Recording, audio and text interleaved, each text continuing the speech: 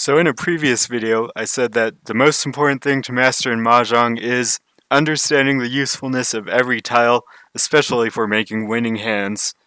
Since then, I've come to the realization that actually the most important thing to master in Mahjong is defense and knowing how to not lose points, because you're not going to win 75% of the hands, and no matter how good you are, you can't force yourself to draw a good hand or a good tile or draw the tile you want, but you always have the option to avoid dealing in because you can choose any of the tiles in your hand, so unless you get in a situation where every tile deals in, you have a choice that you can make, and maybe you can find something that someone else can't see that allows you to avoid dealing in. But then again, I've now realized that actually probably learning how to get the most value out of your hands is the most important thing, because even if you never deal in, like I was saying, well, you can't win by just defending. You have to win hands. And even if you win quickly, you'd need like 8 1,000 point hands to match the value of a single 8,000 point hand. So if you win a whole bunch of cheap hands and then one person wins one really big hand, you're still not going to win. But then again, when you really think about it, maybe the most important thing to master is calling tiles, because there's a lot of decisions that are pretty obvious, but calling well usually isn't one of them. If you make risky calls, that makes defense hard, so that applies to the defense part. And if you make bad calls, it can make it so it's hard to win or you lose value, so that applies to the other ideas. So maybe that's most important, unless it is one to push your hand and one to pursue a winning hand versus one to give up your hand and play defensively, because, well, as you can see, you can come up with any number of ideas of things that are really important. But why did I pick tile usefulness as my idea for the most important one? So I would really consider it as a building block skill where there's a whole bunch of different cool ideas. I'm not trying to say that tile usefulness is the only thing that matters. I'm saying more that there's a lot of different interesting things you might learn from a book, or you might learn a strategy from someone else, and there's a lot of cool stuff like that. But in order to actually apply that well, you're going to really have to have the tile usefulness idea down very well. So that might be things like when you want to call. So maybe you get some advice about, oh, you really want to call in South 4 to win your hand faster when you're in the lead. And that's good advice probably. But you still won't be able to know when you should call if you can't figure out how useful the tile you're going to call is towards making a winning hand. Or things like pursuing value versus speed, or when and how you want to do that. If you know how useful all the tiles are, you can know, alright, what can you hold on to, what should you give up, how efficient is it to go for something versus not go for it, and things like that. And as a side note, a lot of the valuable hands are hands with a La Dora, and all you have to do is make a winning hand. Then there's also Sakigiri, or one way to think of it is discarding dangerous tiles early. That's going to help a lot with not dealing in. And then I have efficiency as a bullet, because I consider it as a subset of tile usefulness. So efficiency would be something like just making a discard that gives yourself the best chance to win or create a winning hand. But tile usefulness would be more like being able to evaluate how useful each individual tile is in your hand at the current point in time. And then you could use your tile usefulness to identify the least useful tile and make an efficient discard. But you could also use your tile usefulness understanding to choose a tile that's slightly useful, but just not very useful. Even though it's not the least useful tile, you can choose to discard that one because it's dangerous or something like that. So, like it says at the bottom line, you would use your knowledge of tile usefulness to make a good decision for all of these things and other things. For some examples, here's one of discarding a dangerous tile early. So, we're looking at discarding this 5 of bamboo. In the top hand, that makes a lot of sense because it's not useful at all. So you're going to want to discard it early because it's a dangerous middle tile, and then you hold on to tiles near the edge like this one. So now if you look at the bottom idea, let's say maybe you understand this idea, you want to discard dangerous tiles early. This 5 has no tiles connected to it, so it's not really useful immediately. So maybe you want to discard that 5 early, just to be safe. Actually, it's probably not a good idea on the bottom hand, though, because if you look at it, you have this 2-4 weight, it's not a good weight, and then you would need one more meld somewhere in your hand in order to make a complete hand. And the only places where you could draw that are around the 6 or the 9, but the 9 overlaps with the 6, so that's essentially like the same thing. And then around the west wind, that's really hard because you have to draw a west wind. And then around the 5, so the 5 is one of the best tiles you can have to draw another meld around, so it's actually extremely useful in this bottom hand. And you wouldn't want to discard it early because it's that useful to your hand, so you would probably pick the 9.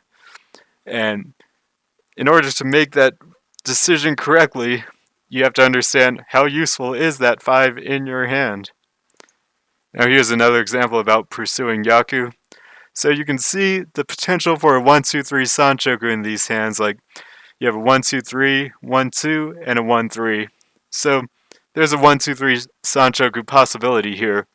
But in the top hand, you probably wouldn't want to discard like the 2 and lock in a 1-2-3 sanchoku because, so for this specific hand, you wouldn't have a different pair, and then you couldn't draw the pair on the 1 or the 2 or the 1 or the 3, because then you wouldn't get sanchoku anyway. And since you can't do that, you have to give up your 6-7, which is your good weight, and now you're making your hand not a very good weight, and it's very hard to win, and it's slowing down your hand a lot because you have to redraw another pair that can't be on one of the tiles like I said before. So you really just probably want to discard the 1 pin in that hand. And then this bottom one though, you actually do have a different pair, and probably the best discard is discarding this 2 pin just because you can keep your eye on sanchoku, you can keep that possibility there. So you would really have to understand, alright, how are the tiles and how are the groups being used in these hands, and then that can allow you to make a good decision on, do you want to pursue sanchoku or do you want to not pursue it, give it up. And for a final example, this is from a book. This book is mostly about calling tiles. I thought it was actually a really good book, and it taught me a lot of stuff that I didn't know. Now this one example from the book is an exception. It's about red 5 consideration and not calling tiles. So in this hand, you're going to be trying to choose what to discard, just considering about what would give you the best chance of incorporating a red 5 into your hand. So you're not going to want to discard the 3-4 because you can use a red 5 with the 3-4 red 5. You're not going to want to discard the 6-7 for the same reason. You can use the red 5 there as well. So you're going to want to discard this 4-5. Now it doesn't matter what order you discard it in. Well, it can. So let's say you discard the 4 bamboo first, and then you happen to draw the red 5 bamboo. So now you can use the 5 bamboos as a pair, and you can discard the 9 of characters instead, and that's what you would do in this hand. So you can discard the 9 of characters, and you have 2 good weights left over, and you have a good hand that now incorporates a red Dora in it. And that makes sense for everything except the case when the Dora is the 9 of characters itself. So in that case, that's what's giving you your value. You're not going to want to give it up. So now you're in a tough decision of, do you want to discard the 5 pair and discard the red 5 because the most efficient way to win the hand is with 2 good weights, 2 two-sided weights. Those are the good weights that you want. You either have to give up that red 5 for it, or you have to discard one of your good 2-sided weights and end up with a less efficient double pair weight. So you're kind of in a tough decision, but actually what you should have done is, if the Dora was a 9, beforehand you should have discarded the 5 instead of the 4, so that you have a 4 and a red 5 when you draw the red 5, and then you can discard a 2-sided weight, and you're still left over with other 2-sided weights to complete your hand.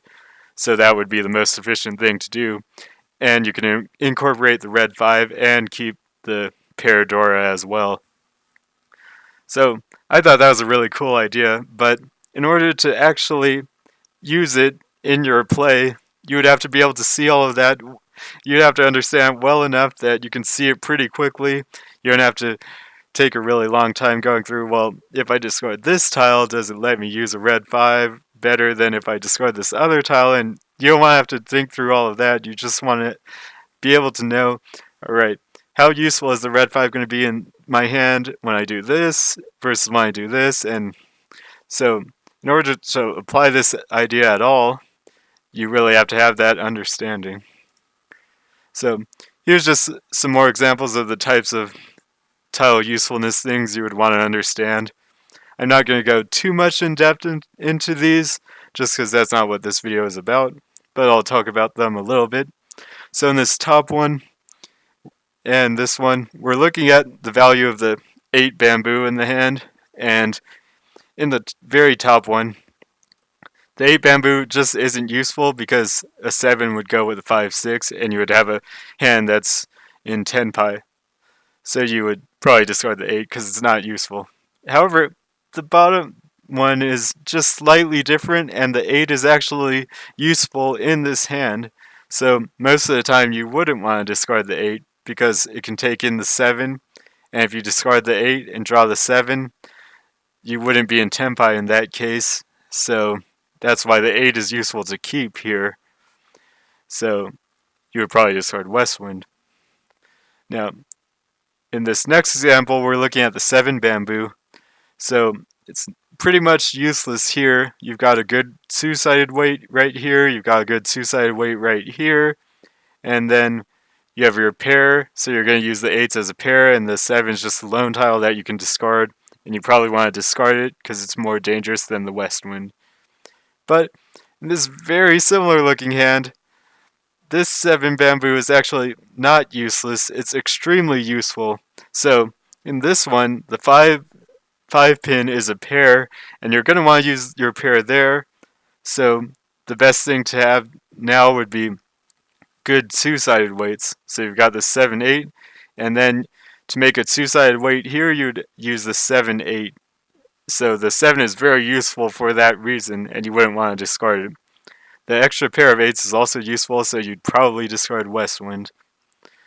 Now finally, in the bottom example, we're looking at the 6 bamboo.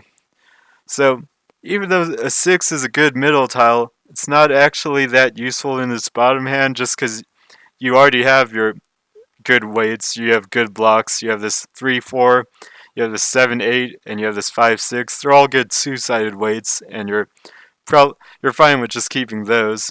So even though you have extra safe tiles, it's still probably a good idea to discard the 6 bamboo right here and keep 2 safe tiles. And so that's because of what I was saying, you already have good weights. However, in the bottom case, it's a bit different. So if you were to discard the 6 bamboo in this bottom case, that means in order to complete your hand, you're going to need to complete the 1-3 weight and the 4-6 weight, and then this 2-3, and then the 5-7-9.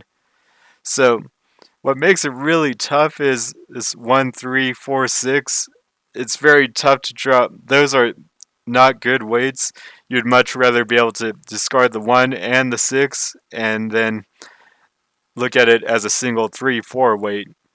But if you were to do that, you would have to draw something somewhere else, and one of the best other places you could draw it is around this 6.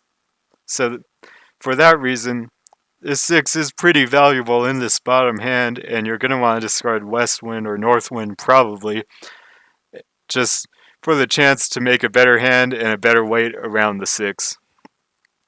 So these are the types of things that you want to make sure you understand really well and don't have to think too much about it while you're playing, but you really get it and can apply it while you're playing. So when you want to try and get better, these are the things you want to try to understand.